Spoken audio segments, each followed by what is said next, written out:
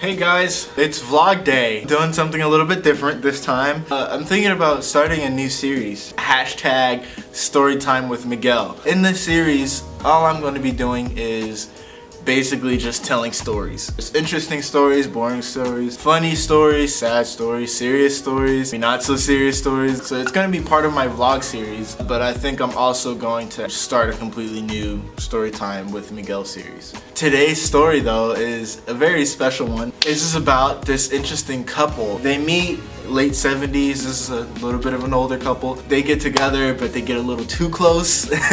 She becomes pregnant out of wedlock. They decide, you know what, let's go ahead and get married. So they get married May of 1981, I believe.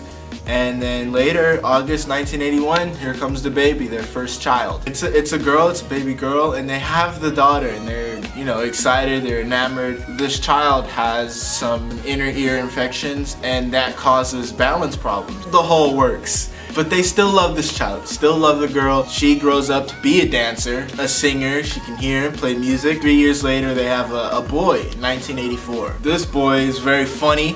He's also musically inclined. And they're a happy family together. They're living their life wherever they live. They're living their life. They're doing well. The mom is just about done. She has 2 children. Things are going well. She's a Christian. She's praying. The Lord is providing. Everything is going well. She's cool. She's set right there where she is. That's still hot. Even though she's maintaining, she keeps having dreams that she has 3 children. It's weird because she only has 2. So if she only has 2 children, where is this 3rd child coming from? Is this just some figment of her imagination? She doesn't want 3 children, she has 2. And they're living a very fruitful life as a family of 4. Why does there need to be a 5th? Like I said, the last child was born in 1984. About 10 years later, it's 1994 around this time. Fast forward to 1997. She goes to a conference. In this conference, she has an encounter with God. Everything is going fantastically well. You know, she's hearing from God. Everybody's hearing from God. She hears God chastise her in a way that's very unfamiliar to a lot of us. What he says is that you have not been submitting your body to me. By this time, she's in the ministry. She's doing well. She's traveling, leading worship, leading prayer meetings, preaching, evangelizing. She is in the ministry. There is no need for her to be lacking in anywhere as far as submission and obedience to God. But God is saying, you have not been submitting your body to me. She's completely wrecked. And she realizes, oh, what that means is that God wants me to have a 3rd child. Now mind you, she's already had a child in 1981. She's had the 2nd one in 1984. This is now over 10 years, almost 14 years later. They have been a solid family of 4 for 14 years, doing ministry at the same time. Now, God wants to bring a 3rd child into the equation. This completely changes everything. She humbles herself. She says, fine. She gets pregnant around early 1998, and things have to shift. Things are having to shift. One is really about to graduate high school and go on to college. One is in midway through high school. This mom of 2, soon to be 3, is having to take care of that, plus this newborn baby, while doing ministry. And the father, don't forget the father, he's still doing ministry too. He's still involved, he's still active. Once again, she's taking what she has, she's making it work. But she hits sort of like a speed bump. The baby dies. She goes to the doctor.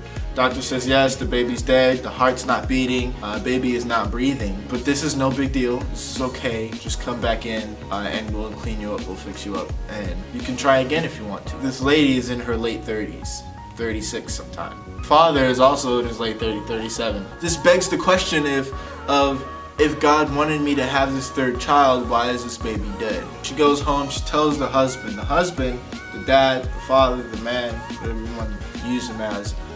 He says something very profound, and his response is something that I think a lot of us should have as an attitude towards God these days. And he says, God would not give us a dead baby. Wow. Obviously this is God wanting us to have this 3rd baby, but God would not give us a dead baby. What do we do now? The baby is obviously dead, right? The baby is dead, but if God would not give us a dead baby, what are we supposed to do with this information? What are we supposed to do now? Well, she goes to church and she prays. And she goes to prayer, and she prays hard. And she prays so much that she's one of the last ones there at the church, meaning they're trying to close up shop. They're saying, hey lady, we gotta go home and eat. The pastor's like, I got a family at home. I'm trying to get home. I'm not trying to be here all night. We love God, we love Jesus and everything, but come on, let's go. But she's still there. She's still praying. She's still wanting to, she's just reaching out to God.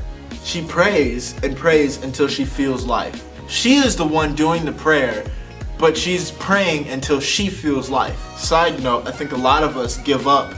We prayed, that's it, now we just wait for it to happen. This lady prayed until she felt life. She didn't stop. She didn't go, oh, I prayed, now I wait until the next time I go to the doctor to see if maybe the baby wakes up by then. She goes to the doctor. She's supposed to be cleaned out right now. She has an appointment to get cleaned out. It's already been set, you know. She goes to the doctor to have this happen, but then they check and they see, oh my gosh, the baby is alive. We all had proof the baby was dead, but now the baby is alive and well.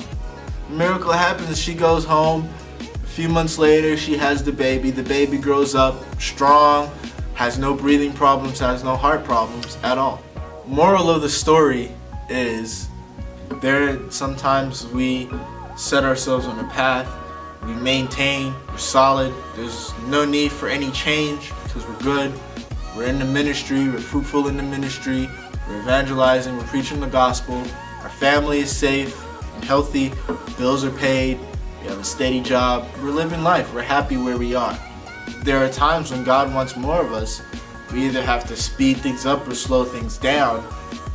And in the midst of either speeding up or slowing down, we have to remember, whatever God gave us to do, He wouldn't fail us. He wouldn't give us something for us to fail at. He wouldn't give us something for us to crash and burn. Thank you for listening to Storytime with Miguel. It was my vlog. It's a little bit more of a serious one, but it's also kind of encouraging, I believe. Anyway, see you next vlog.